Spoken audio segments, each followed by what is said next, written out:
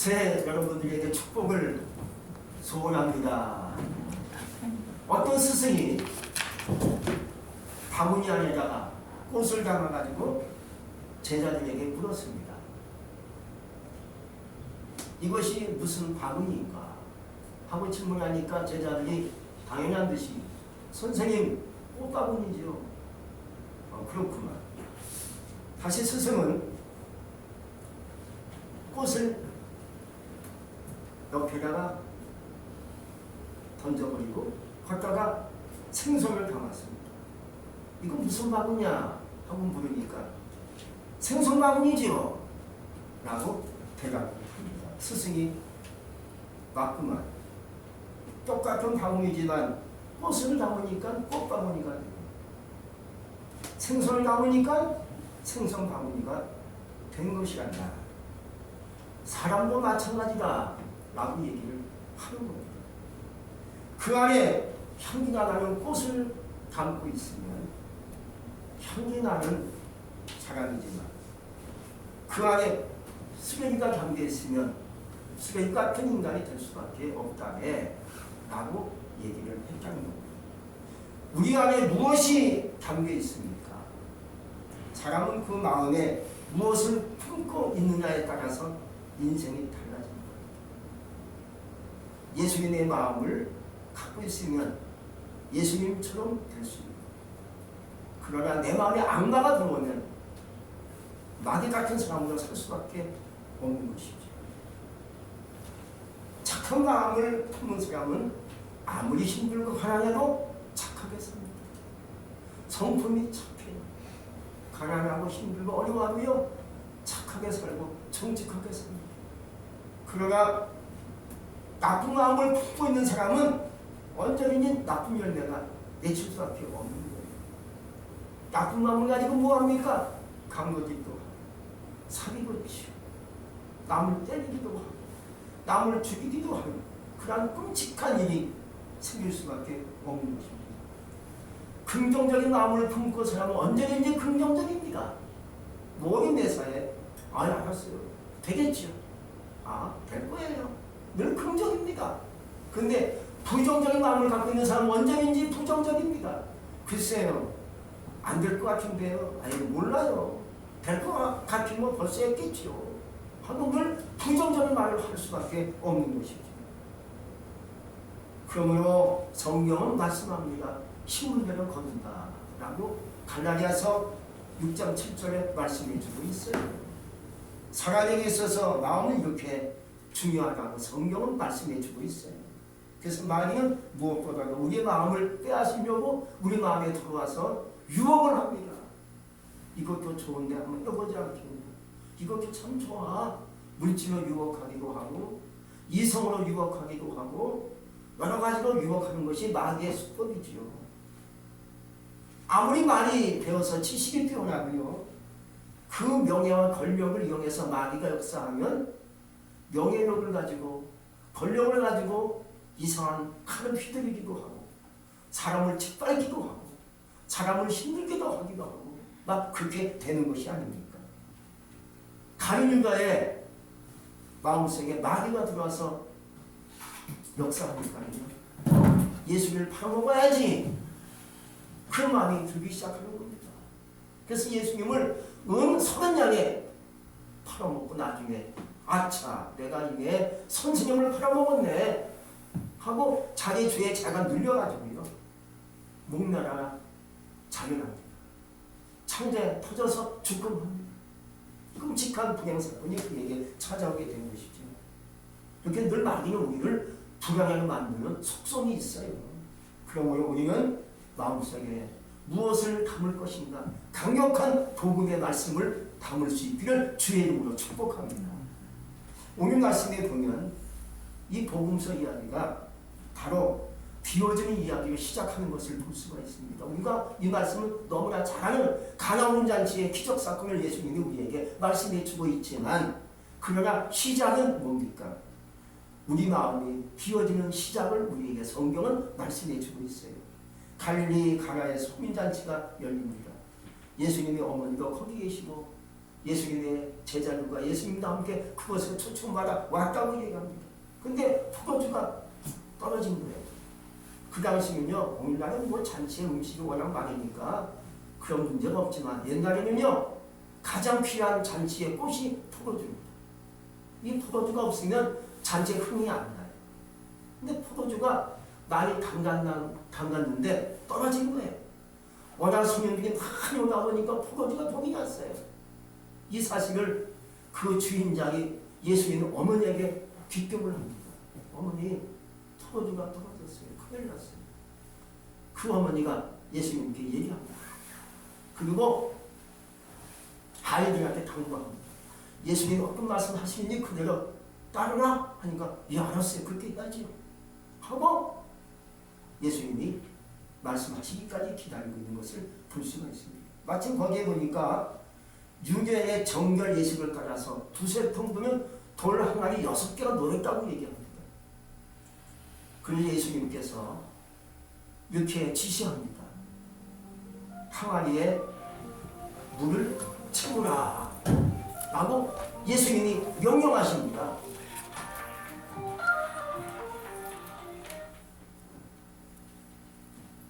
항아리는요, 이렇게 아가리가 좁고 배가 나온 그런 질그릇 같은 항아리예요. 그래서 숨을 쉰다는 그 질그릇 항아리는요, 마치 왠지 모르게 사람을 닮았다라는 의미를 갖고 있어요.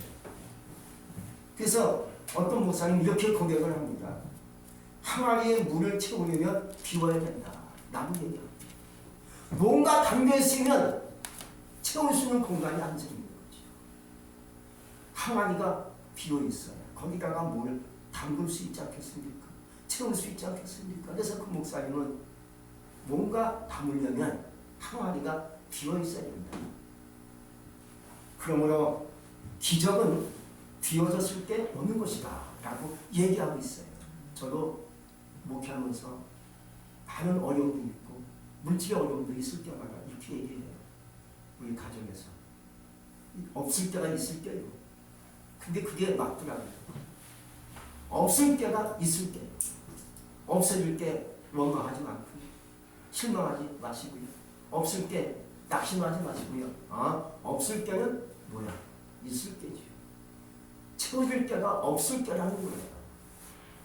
그러므로 사람들은 참 채우려고 애쓰고 있죠. 그러나 채우려고 살지 마시고요. 비우려고 여러분들이 애쓰길 바랍니다. 차고 비울 때 하나님께서 비워진 그 공간 속에 뭔가를 하나님이 채우신다는 거예요. 근데 그 항아리에 채워진 물은요, 특별한 물이 아닙니다. 특별한 어떤 이상한 물이 아닙니다.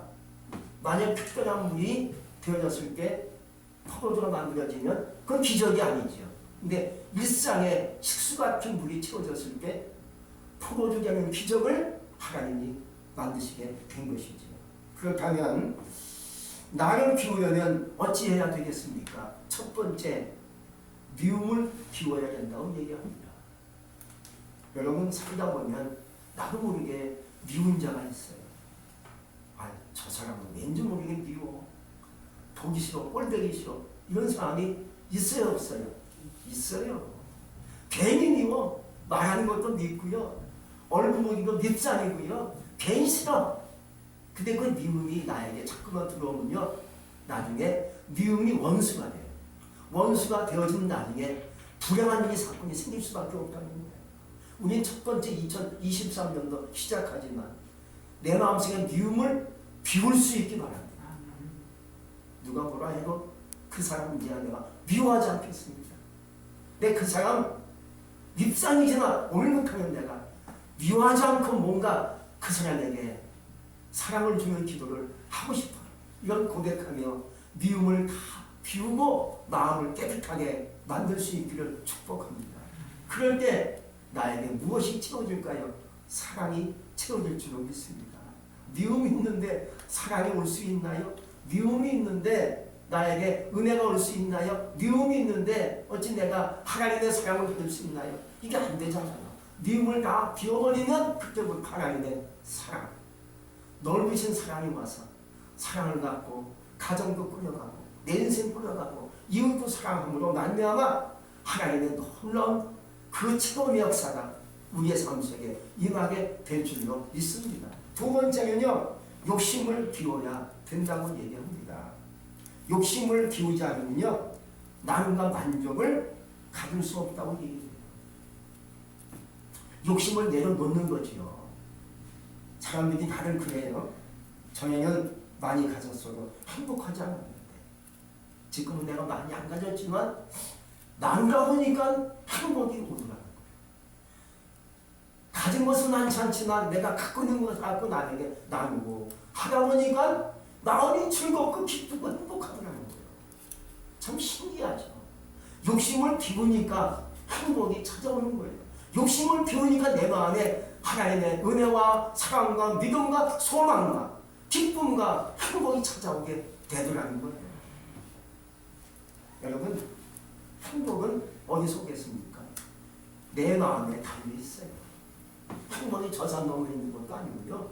내 마음에 욕심을 비우면 그때부터 뭐가 생기겠습니까? 주고 싶어. 할렐루야. 저 사람 안 됐네. 내가 가진 게 뭐가 있을까? 그래, 한번 식사를 좀 하자 하고 주다 보니까 마음이 기뻐요. 행복해져요. 돈이 문제가 아니지 않습니까? 인생 살다가 하나님께 가는 거 우리가 참 세월이 빠르게 지나지 않습니까? 그러므로 오늘 하인들은요, 욕심이 없었던 것 같아요. 그러니까 날마다 항아리를 깨끗이 비우고 씻는 거야. 이걸 하는 것이 하인들의 직무요 일인 줄로 믿습니다. 그래서 항상 항아리를 깨끗이 비워요. 청소하고요, 씻어요. 그러니까 예수님이 얼른 역사하기 쉬운 항아리가 되더라는 거죠. 오늘도 말씀해 보니까 하인들이 항아리 뭐가 담겼냐 하고 그런 게 아닙니다. 이미 다 비어있어. 깨끗이 씻어놓았어. 그러니까 예수님이 역사하는데, 야, 항아리에 물을 아무까지 채우라 하고 그냥 직접 얘기하시는 거예요. 여러분, 예수님이 오셔서 직접 말씀하실 때까지 우리가 얼마나 기다려야 되겠습니까? 오늘 예수님이 오셔서 나에게 오셔서 말씀하기를 내가 너를 채운다 하고 즉각 하실 수 있는 내 그릇이 될 수 있기를 축복합니다. 고 장영희 선생님이 쓴 에세이가 있어요. 제목이 못줄 이유라는 꽁트 같은 이야기가 하나 있는데 소개할게요. 오늘가 이 돌아가신 분이죠. 고 장영희 선생님이 교회를 갔는데 목사님이 성경 중에서 나눔이라는 메시지를 갖고 설교하시는데 갑자기 설교하시다가 설교 가운데 갑자기 여러분들 무엇인지 좋으니 옆에 있는 사람과 그걸 나누라고 얘기하는 거예요.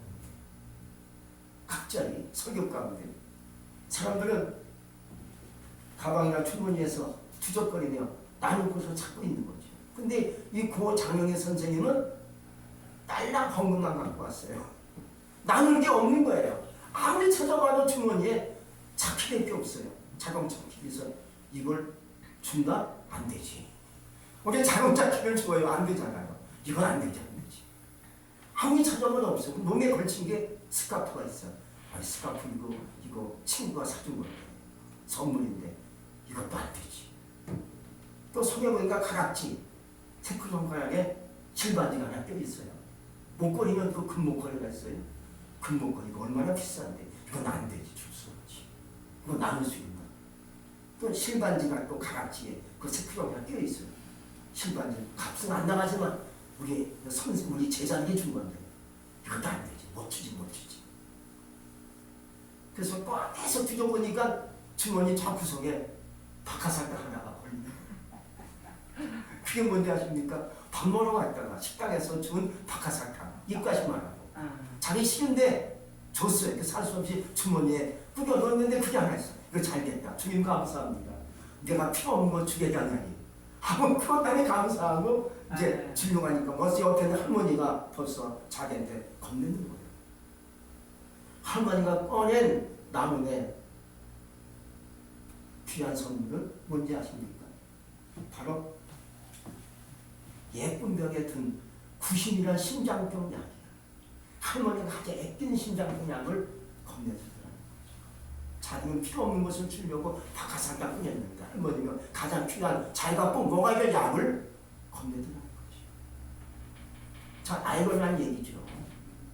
여러분, 우리는 가장 필요한 것을 나누는 것이 기쁨이 아니겠습니까?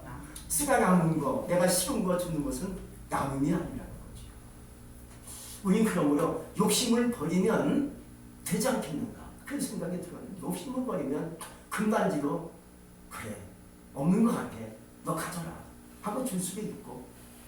하여튼 여러 가지 우리가 나눌 수 있는 마음이 생기는 것은 욕심을 비웠을 때 찾아오는 행복일 줄로 믿습니다. 우리 2023년도 오늘 시작을 합니다. 욕심이 있을 수 있죠. 저도 욕심이 있습니다.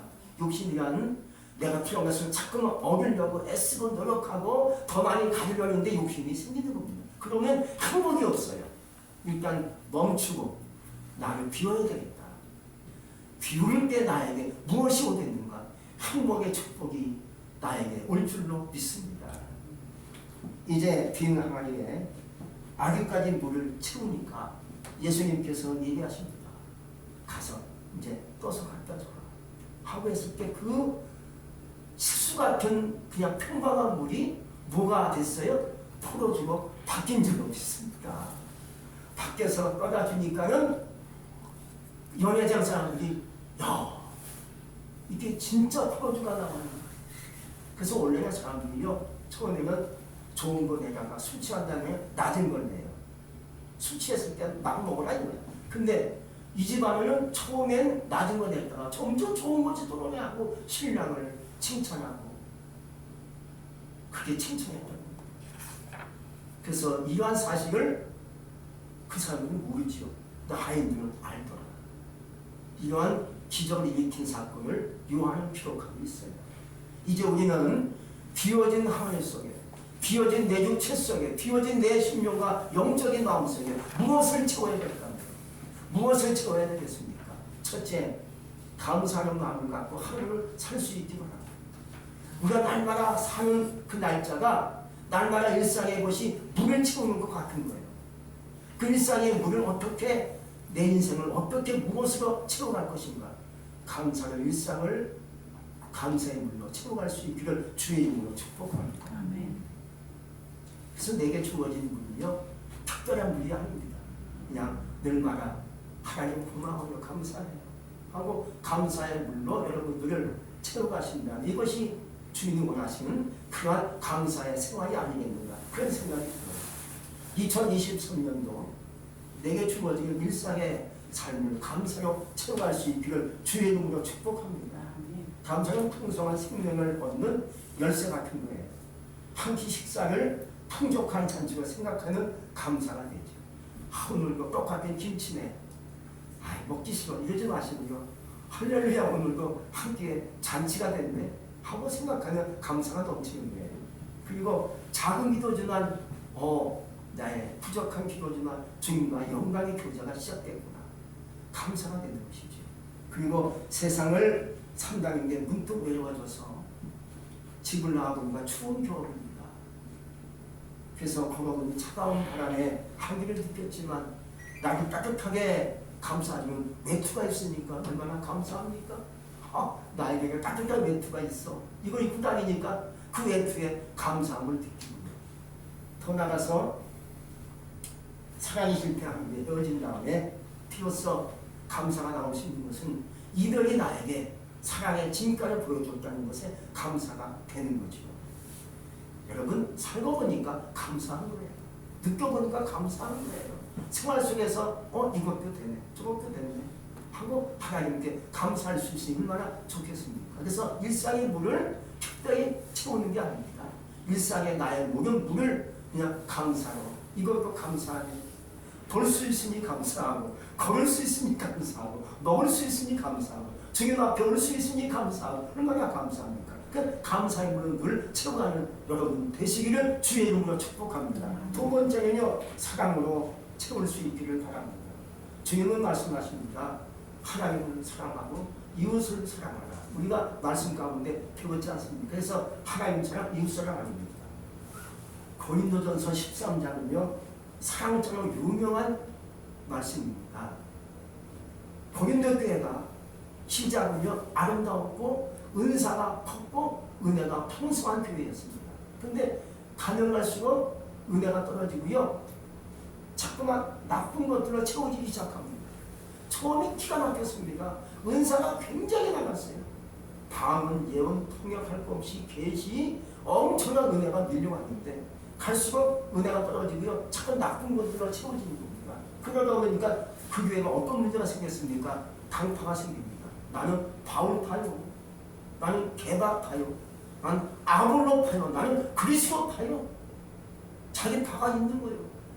그 바울이 예수님에서 무슨 파가 있느냐? 우리는 주님밖에 없다라고 강조했죠. 또 싸움, 다툼, 음란 계속 퍼져나갑니다. 교회가 안정이 망가지는 겁니다. 이러한 것을 보시고 주님은 바울을 통해서 편지를 쓰게 한 것이 고린도 전서가 되는 거예요. 그리고 사랑이 최고다 하고 하나님이 바울 통해서 강조합니다. 사랑이 없으면 아무것도 아니다. 은사가 넘치고 지식이 있고 능력이 있고 은사가 있고 경건처럼 능력이 있으면 사랑이 없으면 아무것도 아니다 라고 선을 그으셨던 것입니다. 여러분, 사랑이 없으면 아무것도 아니죠. 남는 것이 없습니다. 남는 것은 쓰레기뿐이에요. 내 인생 쓰레기로 내 인생을 채울 것인가? 내 비난하게 무엇을 채울 것인가? 하나님의 사랑으로 채울 수 있게 바랍니다. 그래서 날마다 우리의 삶을 그냥 그 일상의 물을 감사로 채우고 사랑으로 채워가며 어느 날 우리 주님이 오셔서 역사하십니다. 너에게 축복이 있을지어다 하고 역사하면 물이 포도주가 되듯이 기적이 어느 순간 나타나게 돼 있어요. 그러니까 우선 내 인생을 하나님께 비울 수 있게 바랍니다. 그리고 하나님이 원하시는 그러한 말씀과 은혜와 하나님 원하시는 지식으로 채우는 역사가 있기 바랍니다. 그런데 내 마음속에 자꾸만 좋은 것이 채워지는 어느 순간 오셔서 우리에게 주님이 명령하시는 겁니다. 마치 하인에게 물을 채워라. 이제 떠서 줘라. 했을 때 물이 포도주가 됐지 않습니까? 내 인생은 그런 거예요. 여러분들 2023년도 하나님께 감사하며 또 사랑하며 사시는 가운데 주님이 오셔서 나에게 축복의 말씀을 하실 수 있는 그런 기적의 삶이 되시기를 주의 이름으로 축복합니다. 기도하겠습니다.